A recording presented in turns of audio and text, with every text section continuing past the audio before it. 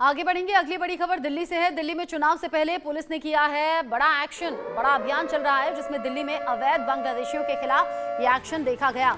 जामिया इलाके में पुलिस पहुंची हुई है, जांच कर रही है। इससे पहले अलग अलग इलाकों में जब सर्च किया गया तो बहुत से अवैध बांग्लादेशी मिले। दिल्ली पुलिस अब दस्तावेजों की जांच को तेजी से आगे बढ़ा रही है क्योंकि दिल्ली में अब इलेक्शन नजदीक है। अवैध तौर पर रहने वाले बांग्लादेशी रोहिंग्याओं के खिलाफ ये कार्रवाई जारी है। दिल्ली में जहां पर जामिया इलाके में भी दिल्ली पुलिस के जवान पहुंचे और वहां डॉक्यूमेंट्स देखे जा रहे हैं, तलाशे जा रहे हैं। जिसके पास भारत का कोई डॉक्यूमेंट नहीं है या फिर जिस पर भी यहां डाउट है, उनसे पूछताछ भी अब हो रही है। और इस पूछताछ का नतीजा ये है कि कई ऐसे अवैध तौर पर रहने वाले बांग्लादेशी अभी तक पकड़े गए हैं।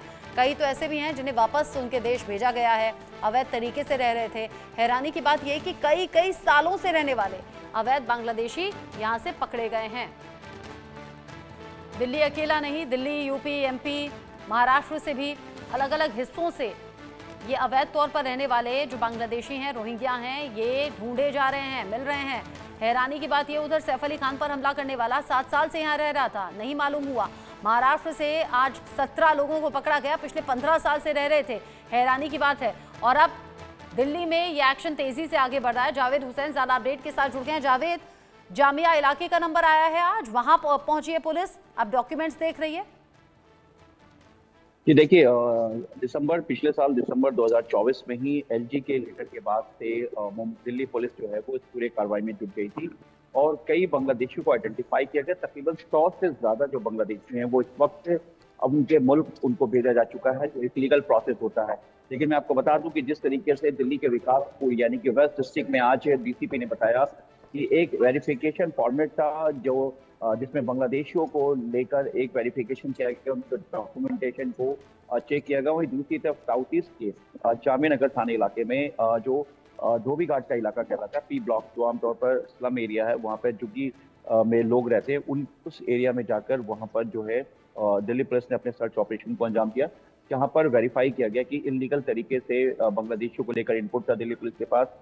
उनके डॉक्यूमेंटेशन को चेक किया गया और कुछ लोगों को जिनको डाउट हुआ दिल्ली पुलिस को, उन्होंने उस डॉक्यूमेंट को चेक वेरीफाई करने के लिए वेस्ट बंगाल और असम भेजेंगे, क्योंकि आमतौर पर जो ज़्यादातर लोग जो यहाँ पर रहते हैं, अगर कालिंदी कुंज की बात करें, क्योंकि पिछले साल भी 2024 के दिसंबर में कालिंदी कुंज में 1-2 बार ऑपरेशन चला था बांग्लादेशियों को लेकर, जहाँ पे वेरिफिकेशन डॉक्यूमेंट हुआ था जिसको वेरीफाई कराया गया था। साउथ ईस्ट से तकरीबन 20 से ज़्यादा, पूरे साउथ ईस्ट डिस्ट्रिक्ट की बात करें तो 20 से ज़्यादा जो अवैध तौर पर रहने वाले बांग्लादेशी हैं, उनको इस वक्त बांग्लादेश भेजा जा चुका है।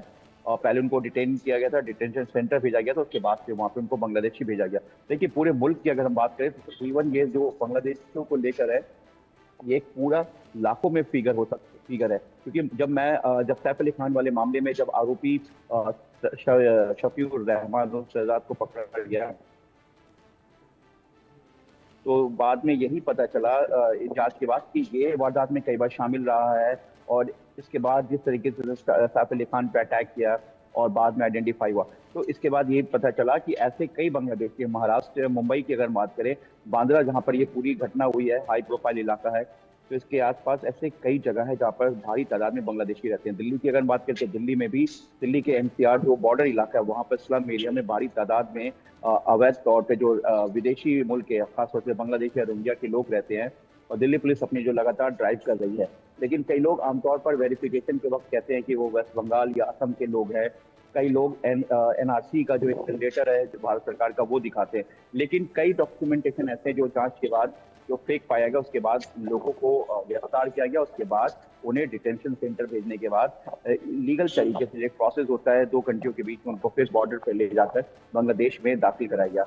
और जिस तरीके से आज जामिया नगर में अगर हम बात करें, विकासपुरी में बात करें, तो एक बार फिर से अटैक को स्टार्ट किया गया, क्योंकि इलेक्शन है और इलेक्शन में लगातार आपको बता दें कि पिछले साल भी जो आम आदमी पार्टी हो, कांग्रेस हो या बीजेपी हो, आरोप प्रत्यारोप लगा रहे थे कि जो वोटर्स है, जो आइडेंटिटी कार्ड है, वोटर आईडी कार्ड है, वो इलीगल तरीके से बांग्लादेशियों के बनाए जा रहे हैं। लगातार राजनीति का जो एक आरोप प्रत्यारोप था, उसको लेकर भी दिल्ली पुलिस अपनी पैरेलल इन्वेस्टिगेशन कर रही, जिसमें उनका कहना है कि जो भी इलीगल तरीके से दिल्ली के किसी भी कोने में अगर कोई अवैध तौर पे रह रहे हैं तो उन पर एक्शन होगा और उन्हें बांग्लादेश भेजा जाएगा। लेकिन सबसे बड़ी बात ये कि कई ऐसे डॉक्यूमेंटेशन है और कई ऐसे बांग्लादेश के जो लोग हैं वो पीढ़ी दर पीढ़ी यहाँ पर पिछले 3 जनरेशन या 4 जनरेशन की बात करें वो यहाँ पे रह रहे हैं। उनके पास जो है वो डॉक्यूमेंट भी है। वो खुद कई लोगों ने एक्सेप्ट किया कि हाँ वो बांग्लादेश के हैं, लेकिन उनके दादा यहाँ पर आए थे या उनके पिताजी के पिताजी यहाँ पर आए थे, तो वो सब से रह रहे हैं। तो ऐसे में भी जो दिल्ली पुलिस है वो उन डॉक्यूमेंटेशन को एफआरओ को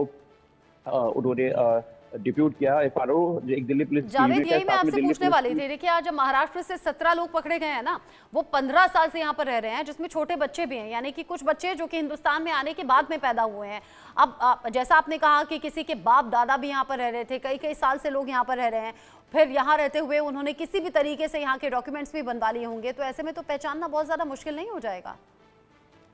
नहीं देखिए, जिस तरीके से अगर मैं आपको अभी हाल फिलहाल की बात करूं कि जो पिछले साल जिस तरीके से दिल्ली पुलिस ने आपको साउथ वेस्ट के रंगपुरी पहाड़ी में कुछ लोगों को आइडेंटिफाई किया था, तो और शकूर बस्ती की तरफ भी दिल्ली पुलिस ने जो नॉर्थ वेस्ट इलाके में भी ऑपरेशन बांग्लादेशियों को लेकर चलाया था, तो वहाँ कई ऐसे फैमिली मिले थे। और नॉर्थ ईस्ट में भी अगर हम बात करें तो सीमापुरी के पास कई ऐसी फैमिली मिली थी जिन्होंने एक्सेप्ट किया कि वो बांग्लादेश के हैं, लेकिन उनके पिताजी यहाँ पर आए थे, उसके बाद उनकी पैदाइश यही है।